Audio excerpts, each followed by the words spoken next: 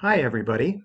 I'm Charlie Teedy, and we're going to try a new way of doing Sunday school this fall and continuing until whenever we can be together again.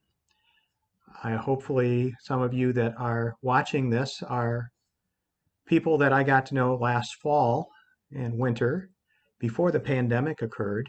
And I have to say, I really miss that personal interaction between us in the classroom. But that's not the way things are right now with the pandemic. And we have to figure out new ways of doing things. And I think for all of us, that can be difficult. Some examples of new things in our lives, face masks. I happen to be fortunate enough to have a collection of, for the most part, reversible face masks that are kind of fun. Different colors, different patterns, and I actually enjoy having the option to pick out different ones and wear them um, when I'm out and about or with other people where we can't be distanced enough to be together safely. The other thing that has strikes me about this time is that we also have to learn new things and adapt. And for someone who is older, like me, that means learning some new skills that probably come very easily to you, like the use of social media, viewing YouTube to learn all sorts of information, to enjoy music and videos, to learn how to schedule meetings using Zoom or other meeting tools on the internet where literally hundreds of people can get together on the same call or meeting and provide input or receive information from other people, and putting together video presentations like the one I'm attempting to do today for you for this class. But anyway, this is what we're going to be doing for the next several weeks, and there will be other people posting videos on YouTube for Sunday school besides me as we move forward. So today we're going to take a look at a story in the Bible. And as a quick review, the Bible is a collection of 66 different books, at least 66 books in this particular one, which is the New Revised Standard Version of the Bible. And it's interesting, I didn't to think about this, but you can see, even though it's in reverse, you can see that my name is imprinted on this Bible, and I was trying to remember when I received that. I don't think it goes all the way back to confirmation. It might have been when I joined Ebenezer back in the late in 2008 or so. Anyway, so of the 66 books in the Bible, uh, we had some very interesting discussions last fall about the Bible itself. Um, who wrote it? Did everything in the Bible stories happen exactly as it was written? Um, is it open to interpretation? If it was written by humans, then certainly we have to take some of the stories and interpret them to understand where the person who wrote them might have been coming from personally. And we may not agree or share that perspective in every case for the people who wrote the stories. But regardless of that, the important point is that reading the Bible is a way to learn to love God, love the creation, the environment we live in, and to learn to love others in the way we should.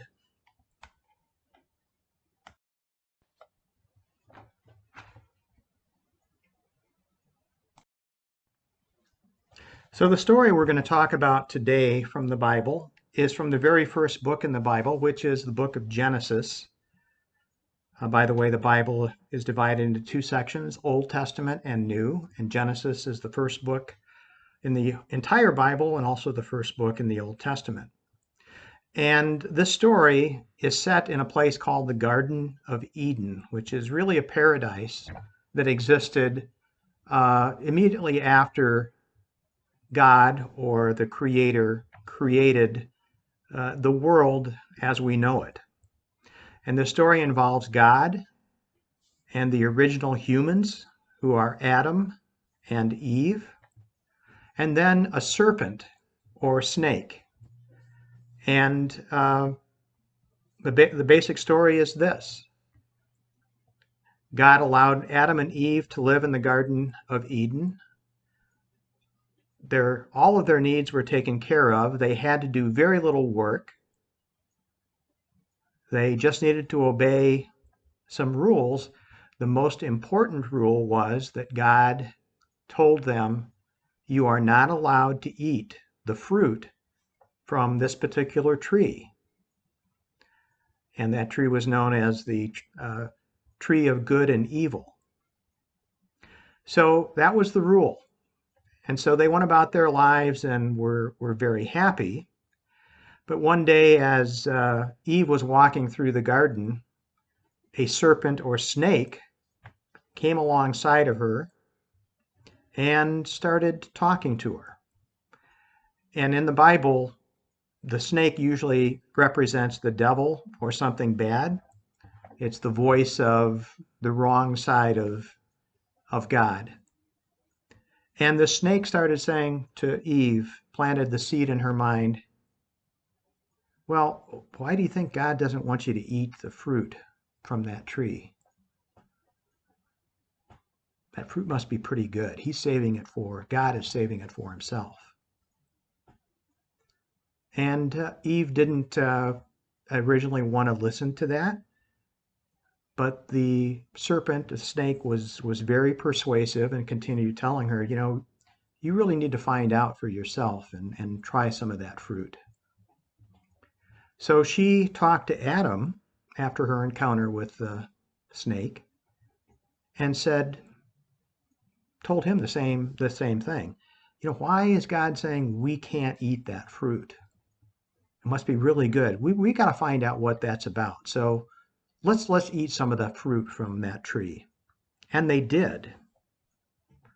And as a result, their lives were changed.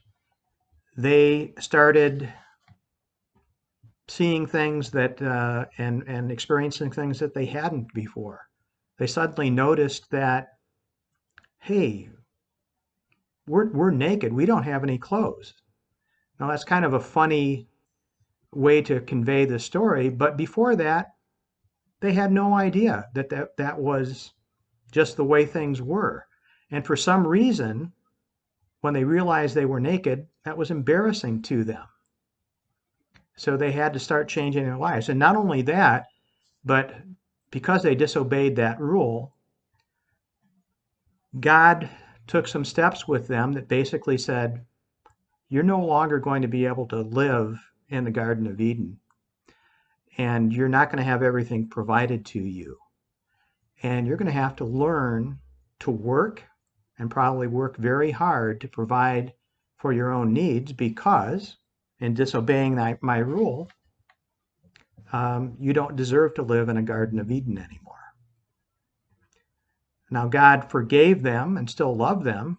He certainly didn't kill them, but they had really taken steps that changed their lives very fundamentally in a negative way. And so when we step back after reading that story in Genesis, it really is the story of our lives, if we think about it. As humans, we're prone to temptation and disobedience, either from our own minds, inside of our own minds, or from snakes, other people we interact with, the media. We get tempted to do things that we understand probably aren't right. We may have our parents saying, I don't want you to watch such and such a television program. I don't want you accessing the internet and listening to certain music or watching certain videos. I don't want you hanging around with certain people because I think they're a bad influence. Snakes, for example. And while that's a little different now because of the limitations on being with other people, that is really what goes on in our lives. And so whenever we give in to temptation and disobey rules, we usually find out that we've screwed up something pretty good.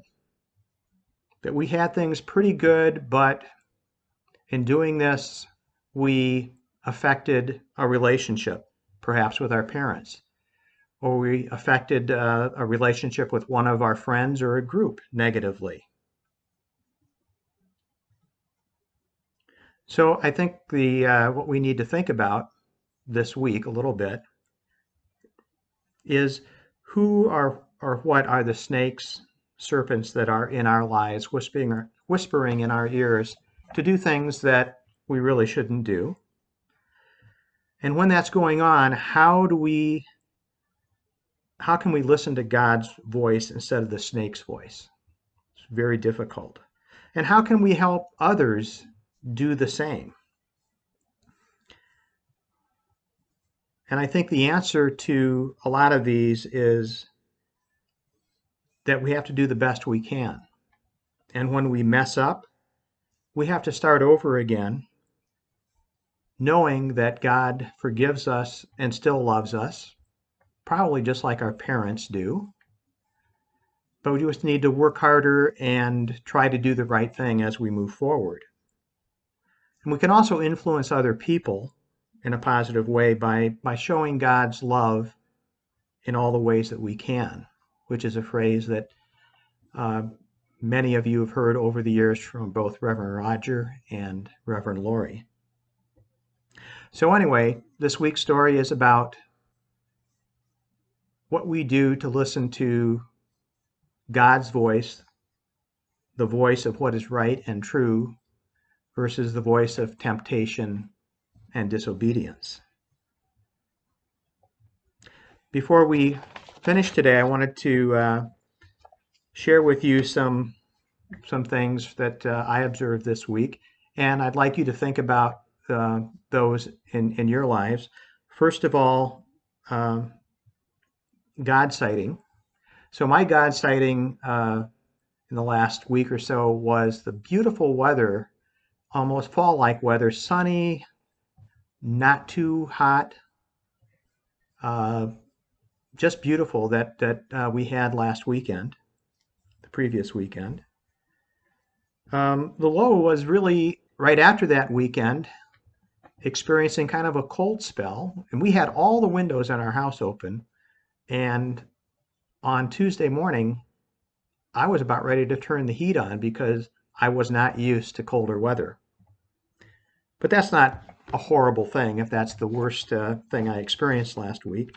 And from a God sighting, or from a high standpoint, I got to visit this past week with my dad, who's 93 years old and is still doing pretty darn well for somebody of that age. And so I appreciate the fact that he is still with us in this world and is still enjoying life. So as we close today, I'm going to say a prayer in closing. God, thank you that you love us so much that you keep your promises to us even when we break our promises to obey you. We love your ways. Help me say no to the crafty snakes.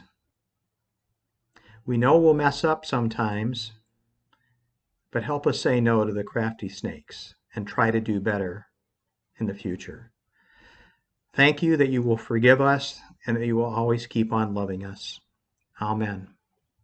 Hope to see you again soon. Bye-bye.